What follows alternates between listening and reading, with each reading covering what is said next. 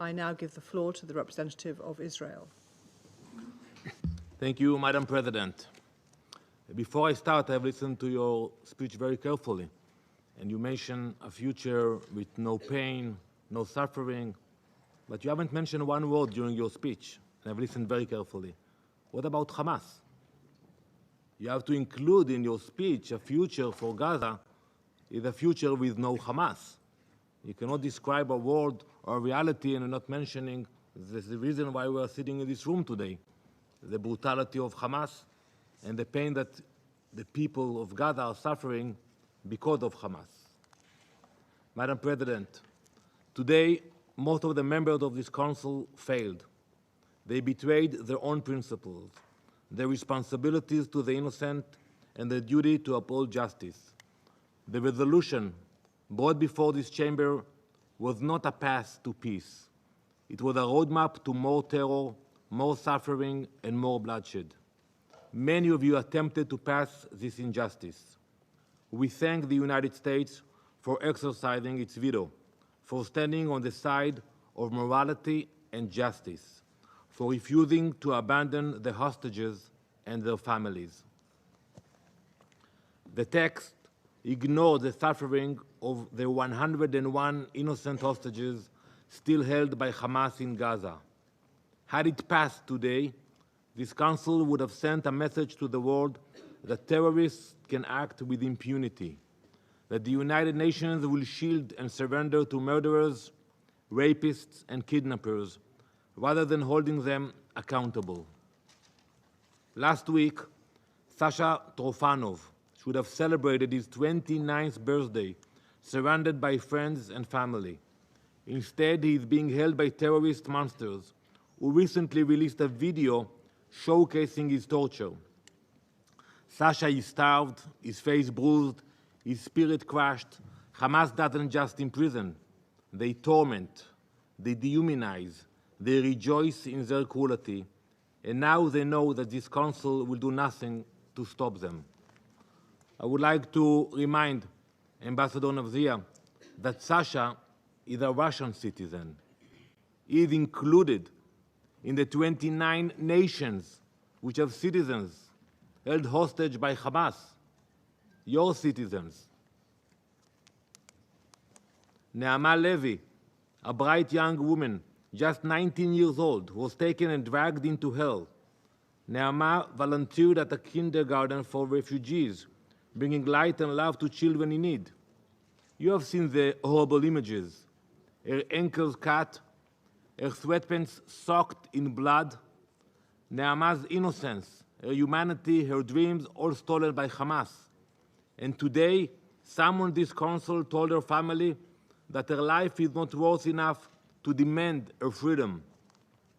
Those who supported this resolution have announced to the world Sasha's life, Naama's life, and the lives of 99 other innocent people are not valuable enough to be a condition for a ceasefire.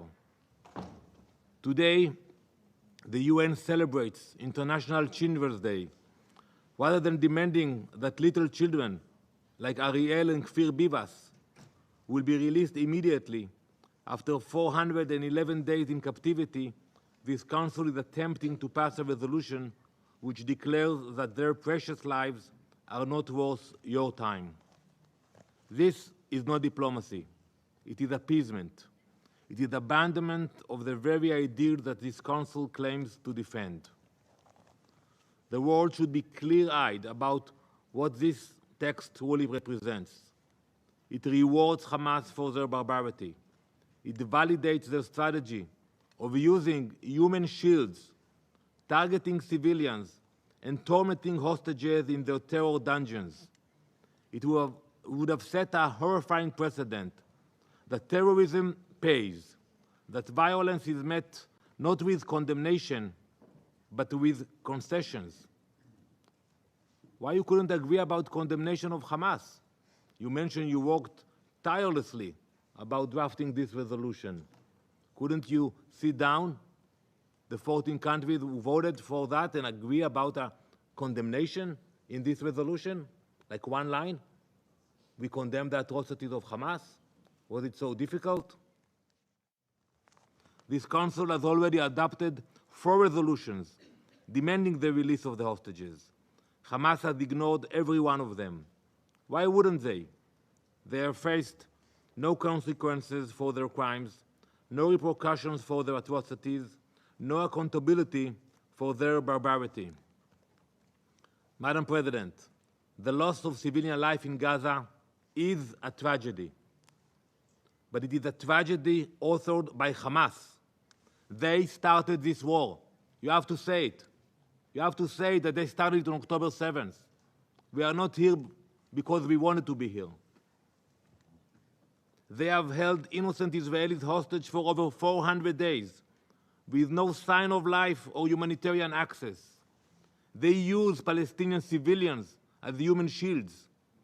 If this Council fails to place the blame on the terrorists, it only emboldens them further. Israel will continue to defend itself. We will never abandon our hostages. And you have to understand that. Look at your values and understand why.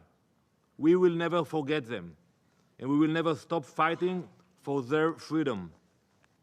If Hamas were to release the hostages and surrender their weapons, not one more shot would need to be fired. But until that day comes, Israel will do whatever it takes to protect its people and bring our loved ones home.